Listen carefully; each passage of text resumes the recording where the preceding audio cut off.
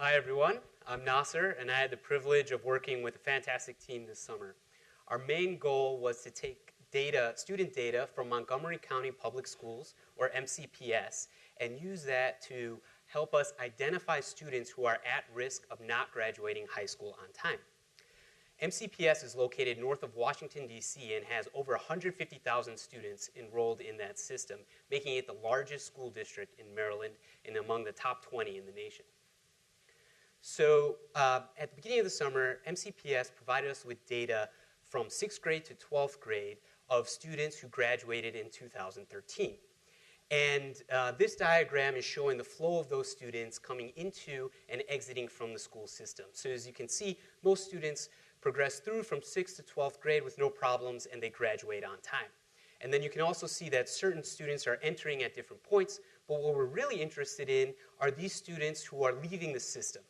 So 12% of students are either dropping out or not graduating on time because they have to repeat a grade, they didn't get enough coursework done. And so the idea is to use information early on to help school staff identify these students and then make some proactive measures to help them out so that they can get back on track. And so the kind of data that MCPS is working with is academic and behavioral data. They use information such as GPA, standardized test scores, number of suspensions, absence rates, things of that nature, and combine them in a model to see who's at risk, and they produce a risk score. So one way to measure the accuracy of such a risk score is to look at those who are at the highest risk and see what actually happened to them. Did they graduate on time or not? And so you can see their model does a pretty good job. The accuracy is between 40 to 50% on any given year. And so we evaluate this model for each year. But we wanted to see, can we do a better job? Can we use some intelligent tools and methods to improve upon what they have already done, such as using historical information. So in their method, they only use information for a given year, and so we included historical information.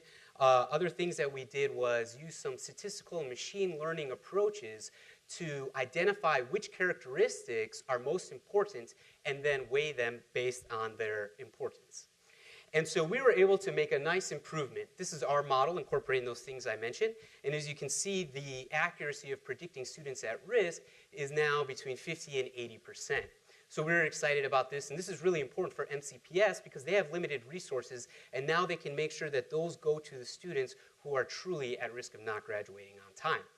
So this provides a risk score. And what we wanted to do is go a little bit deeper and look at student-specific information.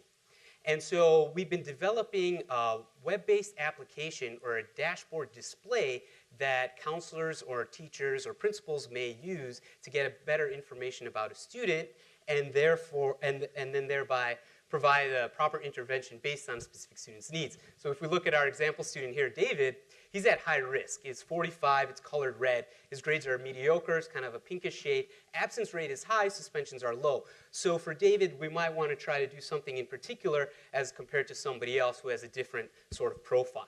And so you can see also that his grades have been dipping over time. So by 10th grade, his risk is pretty high.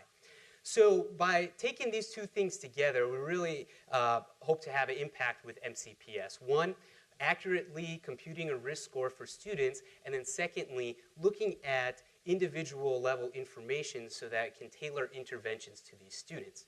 Moving forward, we plan to integrate this type of information with the databases that MCPS is already using, and then also work with other school districts who have a lot of the similar information, but aren't necessarily looking at it in this way. And so taking all of this together, we hope to improve graduation rates. Thank you.